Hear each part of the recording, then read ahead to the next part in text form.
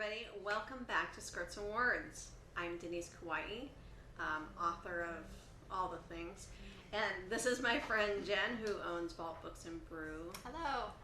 And today we are in Chehalis, or Washington, oh my gosh, at Shakespeare Company, one of my favorite bookstores.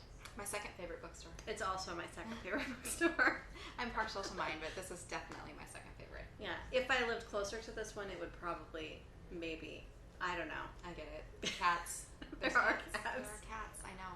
It's a big selling point. Yeah, well, we have wanted to come here and talk to you guys about Shakespeare Company and other bookstores since we started this podcast. Here we are. And here we are. It's pretty amazing. So Shakespeare Company and Vault Books and Brew both sell used books and new books and have their own cast of characters, which Jen recommended that we read The Bookshop of Yesterday's. Nice segue. Yeah, which is all about bookshops. And it was really fantastic. Mm-hmm. So that's what we're talking about today. Yes, we'll set it up here. There you go. I came upon this book only because of the title. I had read How to Find Love in a Bookshop, and then I don't know if I found this on Amazon or from an email or some, I don't know. It came to me somehow, and so I ordered it through our vendor, and I thought, well, I like the cover. Right. So that's a good start. I like the title. Okay. And then once I got into it, I think I read it in like 2 days. I loved it. I read it really quickly, even though I was working on some other really big projects too. It touches on, I thought maybe just looking at the cover, I thought maybe it was like some kind of romance or something, but it touches on a lot of different topics in a relatable way, but like an easy read kind of way. So the main character, Miranda, is not estranged from her parents necessarily, just living on the other side of the country. Right. There's a lot of distance, physical distance between them.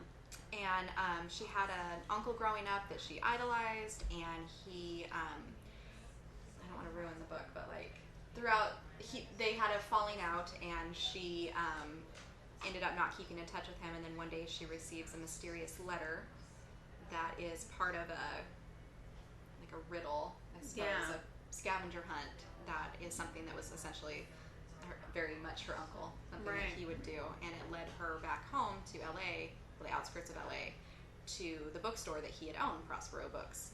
And so it touches on grief, and I think that was your That was takeaway. my big thing. Mm-hmm. Yeah, we recently lost a family member, and so one of the threads through the book is the different ways that people process their grief, and it doesn't always make sense, and it's not always linear, and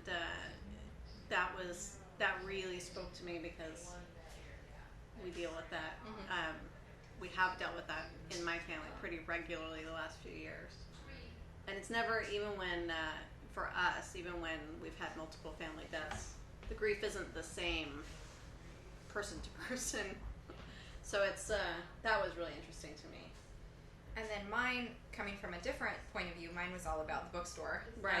So she comes into this kind of failing bookstore, and she decides, or she feels more and more at home every time she's there, and then she kind of takes stock of what could we do to make this a more vibrant bookstore? What could we do to make it profitable, because the employees that are there feel like family, and they all have a huge stake in this business. And I think that that's something, I don't know that it's unique to bookstores necessarily, but I think it's unique to small businesses where everyone has put so much of their care and their time into this business that everybody feels like they have a piece of the pie, and they really want to work towards that goal.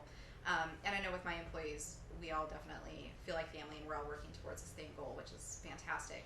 But the other part that I loved so much was how she went into the characters that came into the bookstore every day, the regulars. And I noticed so many echoes of my own regulars in this story, the people that are all about one specific genre, or the people that come in and they just want a listening ear, or the people that come in just to work and don't necessarily interact with anyone, but they're always there and they're just as much a part as somebody else. And I loved how kind of in the end, even the customers come together to help this bookstore kind of make a comeback, come out of being in the hole debt-wise. Right. And they all come together for this big event, and then continue throughout different events. And the other thing that I liked was each employee had their own specialty. Like the one guy was really great at children's books, and the other gal, she had like a knitting circle. and arts and crafts, and then the manager Malcolm was all into like noir and mysteries and stuff. And I definitely have that in our employees too. I try to make sure that we have a really well-rounded balance of people that really know romance books. They really know Nora Roberts and Debbie May Comer and those kind of books. And another is really good at YA lit. Like she knows everything, the ins and outs of vampire books and all of these things. And those are all places that I struggle. Because to have a well-rounded bookstore, you need a little bit of everything. And if it was up to me, I would just have like just the books I like. Right. I don't care if there's not the books you like. Right. But I think that's part of the success of Vault anyway, is that I make sure to incorporate everyone's opinion so that I can have a little bit of everyone's books there. So when someone walks in, they're like, I feel at home here because this genre is represented, and I like that, rather than, I don't know what I'm trying to say, but like. Well, and as a customer, that's what I like about indie bookstores, is when you go in, it feels more like, it's like being at home. That's why I like hanging out at the Vault. That's why I like hanging out at Shakespeare Company, because it's very comfortable. When I go to giant bookstores, I get lost in them too, but it's very different. It's more sterile, and everything is planned from some like planning card that some corporate guy made. And it's not nearly as interactive, I guess, as a customer. I like the smaller bookstores a lot better. And I think a lot of it in the more corporate ones, like it's all about the price point and the profit. So they have to have certain displays a certain way, and they have to have this amount of this author that's a big seller. Whereas like when you go into an indie bookstore, I don't want just nothing but James Patterson. Or nothing but Nicholas Sparks. I want, what are people reading in this particular town, or what's of interest to these people, or things that maybe I've never heard of before. Obviously I've heard of James Patterson, I've heard of Nicholas Sparks, but like, what's this one book that is from a local author that maybe would be exciting or something different? Yeah, absolutely. Well, I love reading about bookstores, because they're very magical places. And it's really fun to read about bookstores from a bookstore owner. Recommendations from a bookstore owner. Yes. So who would you recommend actually reads this, like outside of people who own their own bookstore? I think anyone who's maybe going through some kind of transitional phase with their family, because I think Miranda was in a phase where she's not quite, she's an adult, she's had a job, she's had a degree and stuff, but she, was a little bit in transition of finding her way of what she's passionate about and what she wants to do. Right. And I think she was definitely passionate about history and teaching and stuff, but she was able to turn that into a passion at the bookstore by making some of the political shelves bigger and recommending these different books. And I think it really resonated with me, because that's kind of what I did. I went to school to be a teacher. I took my teaching tests and I did really good on them, and then I sat in on a seminar where they were telling me that my job, my pay scale, depended on all kids, all students passing this particular test. Didn't matter if they were in special ed, it didn't matter. They all had to take this test, and my job depended on that and my pay. And that's not okay. That's not a test. I'm a good test taker. I'm really good at tests. That doesn't mean I know anything. I know other people, my friends, they have massive test anxiety, and they're 10 times smarter than I could ever be. But they can't take a test. And I don't think that my job should depend on how good kids can conform to filling in a bubble. And so I thought, what is it that I want to do? Deep down, what do I want to do?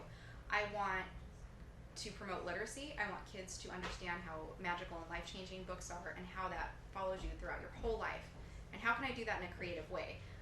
And I didn't feel like I could necessarily do that in a classroom. And so it took a long time, but now I have a bookstore where I can make books magic, and I can make kids understand, like, reading is so amazing and fun and normal.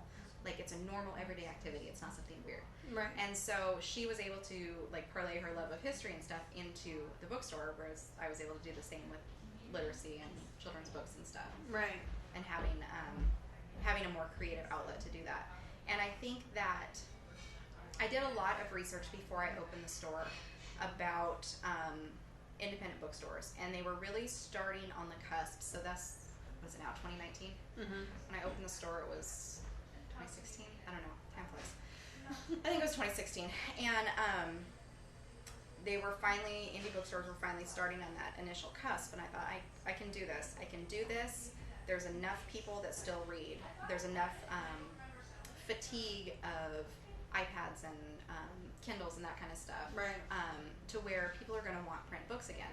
And I've noticed in the 3 years we have had absolutely marked growth in books. In a small town, we still sell anywhere from 300, it depends on the month, but 300 to 500 books a month. Books, physical books, pages to people. Right. And so you can't tell me that people aren't buying books. They are. And it's definitely making a resurgence, and I hope that only grows with the next generations. Well, I hope so too, especially since local bookstores have become such a hub of community activities. Mm-hmm. When I first started writing for pay, which would have been 2010, most of the indie bookstores that I had near me were really used paperback. They were really romance shops. Mm-hmm. Is really what they were. Mm-hmm. And tons of books, but they were all crowded into a small corner Mm-hmm. shop. You feel claustrophobic. Smells weird.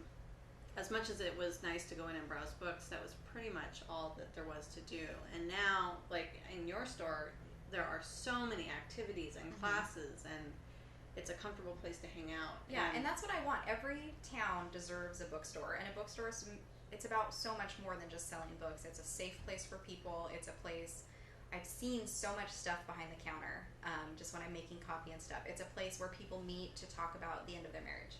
It's a place where people have their first date. It's a place where people have come after the loss of a loved one and they want to meet for coffee. It's so many things. People have Bible study there. People, teenagers come there and talk about stuff, and it's so much more. It's so much more vibrant than just selling books. And I think that's why, like, I couldn't make it on books alone. And I love the coffee aspect of it too. And I think they just go together so well, like coffee and comfort and food and community and all that stuff together. I love it. Yeah. Well, I loved in the book where she's going through all the financials, and she's like, the scones are really profitable, but how many scones can I sell?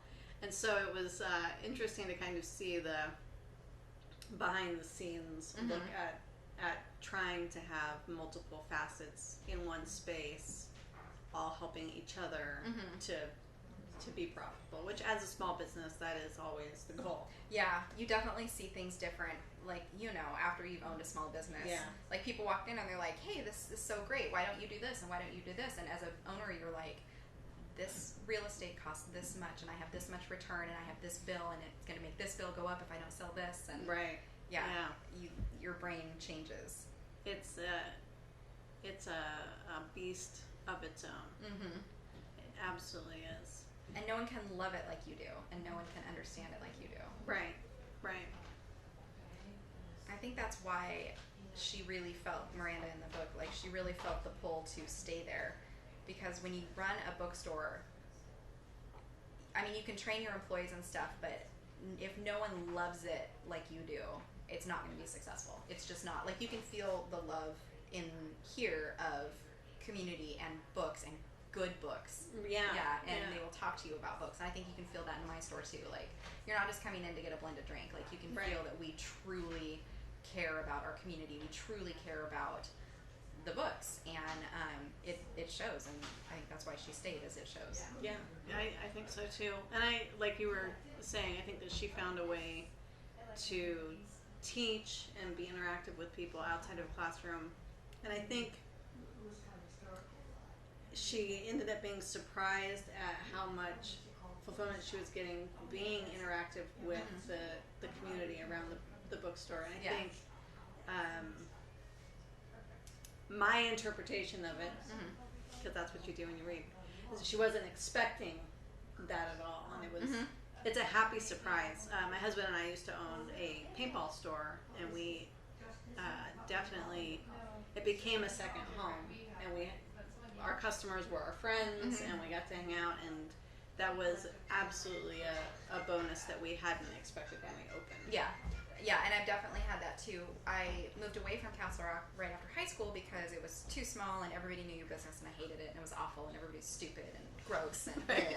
And then as soon as my husband and I had kids, we had to come back. Like, we just had to. We wanted that sense of community, and I was still pretty closed off, even as I was first starting the store. Like, people would come in, and I mean, it'd be nice to them and stuff, but I didn't feel that sense of community until I really was every day in the store and realized what a gift that this community was. And so now, you know, I love it, and I love seeing people that I know every day. Like, I can't go anywhere in Castle Rock without seeing everybody that I know, and I love that now. Right. Whereas before, I would have been like, ugh, get away from me.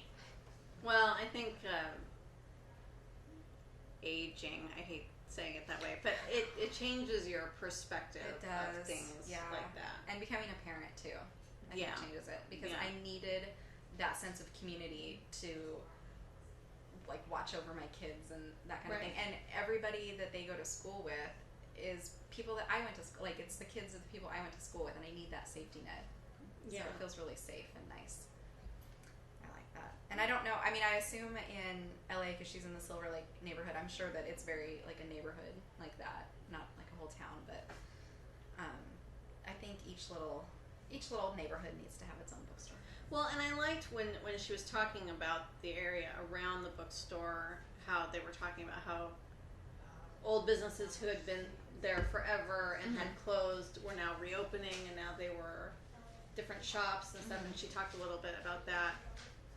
And in our communities, where my husband and I have lived, almost all of the areas are restoring their old Main Street, and so that has really tied into the shift in our local area of getting to see stuff kind of reborn and having people reinterested in and that's definitely happening in Castle Rock. And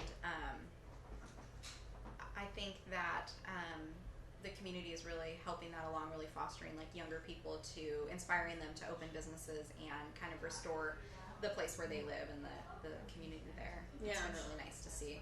I've gotten involved in Chamber of Commerce and all kinds of stuff that I never thought that I would be involved in. Honestly, I just wanted a bookstore so that I could hang out with books and like have books. And then, I mean, there's so much more came out of it, which is, I think, what Miranda found too. Excuse me, just like a whole new set of friends and comrades, like, to help you. A lot of other small business owners that totally understand, like, you are exhausted, and I understand that. Right. Yeah. Right. And I'm not going to ask anything of you. Yeah. Well, and I liked how the romantic idea of a bookstore is definitely in this book, but then it's quickly like outpaced by, but I need to like balance the books. Yeah. And somebody needs to order the books. Yeah. And you have to know ahead of time. That I really appreciated that too, because it is, I mean, like, you see it in this like fuzzy, warm thing, like, oh, bookstores, you just get to read all day and it's so fun. Like, it's so much work. You have to keep up on what's coming out, especially, you know, with them being a new bookstore and stuff. Right. And you've got to watch your profit margins, and I know you have the same problem, but like, I just want to give things away. Like, oh my gosh, this book was so, just borrow it and just give it back. And like, if I did that all the time, I would not be making any money. But when it's something you love, you just want someone else to love it so much too. You want to just give it to them and be like, yay. Yeah. So that's been a little bit hard for me too, is you've got to stop giving stuff away. You need to charge for it. Yeah, that's one of those things that's hard to get over when you're first starting in business. Is learning that you do actually have to make money, and that it's not a bad thing to make money. That, there's this weird stigma, and I think it's really born out of big corporations where as individual people we see that there's these huge companies and they're hoarding all the money is what it seems like, and so doing that is bad. But as a small business owner, you need to get to a point where you are making money so that you can hire employees and you can pay taxes and you can support your community. All of that stuff comes from having a markup on your product. Yeah, and I think part of it is like you feel not worthy. I know, like when I first started out, I'm like, well, I'm not like really a store. Like I'm not really doing anything. Like it's just whatever. Right. Like I'm not worthy to charge you of things. And then now I realize, like, no, I am, and you will pay me. Right. It is worth it. Well, and even so, as an indie author, one of my jobs is I have to set the prices for my books, and it's really common for independent authors to undervalue what they're selling, and not just by a little bit, by like half.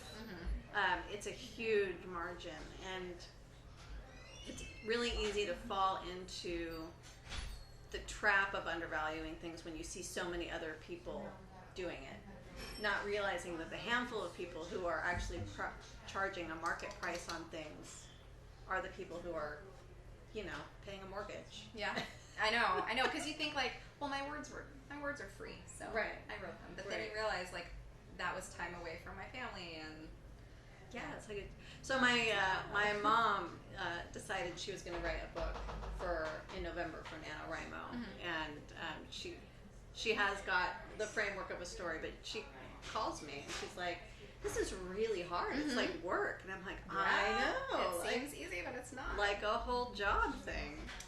Rhoda, I want the bookstore cat. She will not look at me. Look at me. Love me. Hi. You want to be on camera? No? Hi. So here at Shakespeare Company, they have cats, Rhoda and Mary Tyler Moore. Yes. And they are ultra famous. So we've been trying to goad them to be on camera with us. Nope.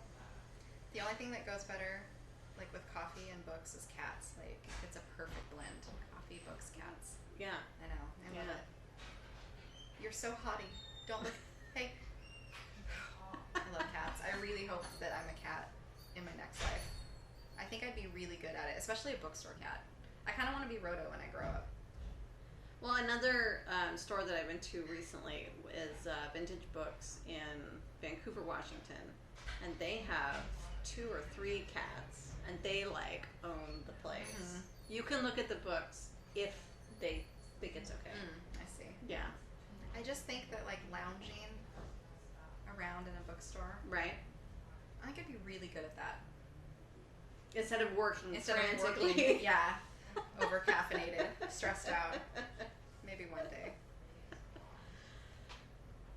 What else do we know? And now on the back here it says Midnight at the Bright Ideas Bookstore. Now I want to read that one. I really like that title. So are you this is a good question, because you have a bookstore, you have access to all the books. Do you buy books by their cover, or are you a content buyer? I'd like to say I'm a content buyer, but I'm really drawn to, I'm very picky about fonts. I'm very picky about what covers look like. And then titles hook me right away. Like, I'm totally down for Midnight at the Bright Ideas Bookstore. Eagle and Crane, whatever. The Woman He Loved, I don't know. But News from the End of the World, I'm intrigued. Okay. Yeah, I don't know. I have a weird way of picking the books that I buy, but it's been fairly successful for me. So Matthew Sullivan, if you're watching and you'd like to be on this podcast. Of course he'd like to be on this podcast. Obviously. Shoot us a comment. We'll have you on here. So do you have people who recommend books to you and then you read them, or are you just oversaturated and you just pick up whatever's shiny? Both. I get a lot of advanced reader copies in the mail, which is the most glorious part of my day when I go to the mailbox and there's free, beautiful books there and they're not out yet and they want my opinion. And I'm like, this is fantastic. But then my heart breaks a little bit because there is no way that I'm going to be able to finish that book necessarily in time for them to get my opinion. So I do have a small group of some of my favorite customers that I will give those to, and they'll give me their opinions on them.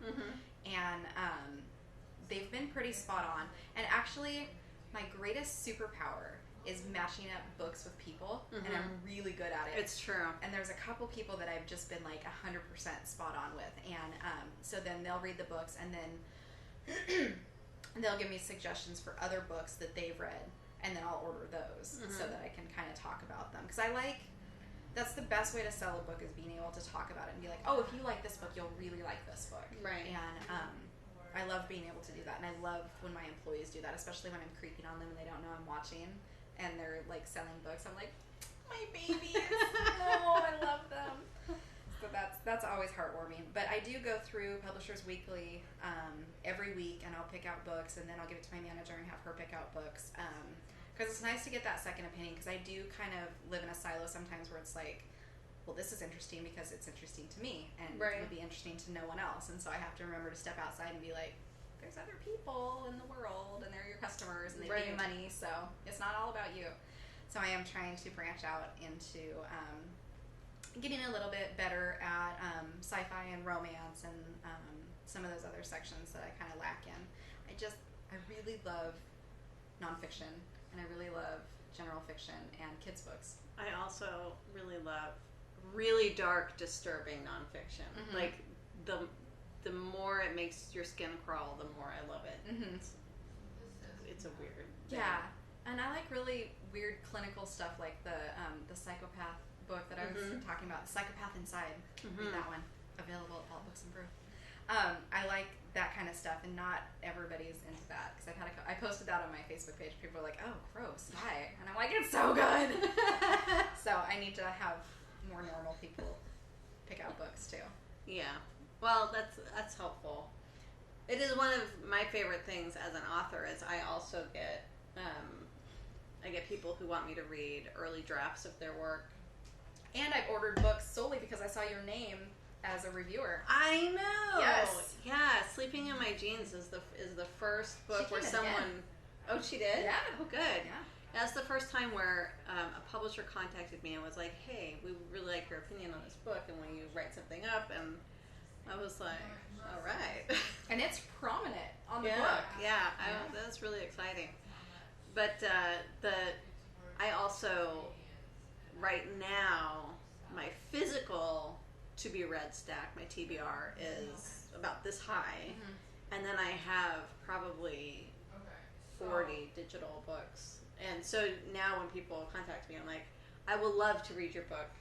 It'll probably be 6 months. I hope you have a really nice release, because I know, and I have customers that give me books like, oh, you've got to read this. This is my favorite book. And that means so much to me when someone has given me a book or a recommendation and like they want me to read it, and I'm like, I am so sorry. Like, I am reading 13 books, and it's going to be a while.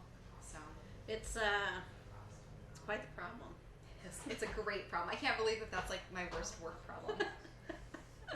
I love it. It's a pretty charmed life. Yeah. It's it doesn't suck. No, it's true. No, all of my injuries have been either paper cuts from shelving or ice cream injuries from scooping ice cream, and the occasional book falling on my face. But other than that, it's not a bad day at the office. Are you reading up, or no? So when my husband made the shelves, he kind of didn't realize that he wasn't, like, he's a little bit taller than most of the women. And so that top shelf is hard for me to get to, and when I'm trying to move stuff, I've had a couple James Patterson, which I think is funny, because I have an interesting relationship with James Patterson, because he writes too many damn books. And he takes up like way too much of my section. I need him to take a vacation. But and he's in every genre. Yeah. Do you realize that? Yes. Every genre. I was reading an article about an indie author who was trying to make a competing series thing. And she's like, I don't even know what category it should go in, because he's in all of them. I know. And I'm sorry, James, like, I know you want to be on this podcast, but take a vacation. Because every time I turn around, he is in the YA section. He is in the nonfiction section. He is in the thriller section. He wrote a Western. I saw it at the airport. He has written sci-fi. He is, like, romance. I'm not kidding. It's everywhere. I didn't know romance. Yeah, there's 3 different ones. They're Nicholas Sparksian, in essence. So, I was moving some books over, and one fell on my face, and I was like, there's James. Rhoda, love me. fickle feline. She's into the film equipment. She is. Not so much into you. Story of my life. That's okay. So I was here in town for a book festival, and I came in, and I'm like, I'm going to go in and I'm going to take a picture of Mary Tyler Moore, because at the time she was the most popular person in Shakespeare Company, the cat. And she wanted nothing to do with me. Yeah. And so I like chased her around with my cell phone for 5 minutes, and she's like, screw you, and she went upstairs where it's private. You're not allowed to go up there. But oh well. Yeah, well, you'll just have to come here for yourself and meet the celebrity cats. The celebrity cats. They're amazing. They are. I don't have any celebrity cats. But you have ice cream. I do, which is, we have reached the end of our time already. Oh my gosh, I can't Right? believe it. Yeah. Yeah, we have. We have. All right, well, join us for our next thrilling installment where we will be somewhere talking about something. I Absolutely. can't wait to find out. We'll see you then. Bye.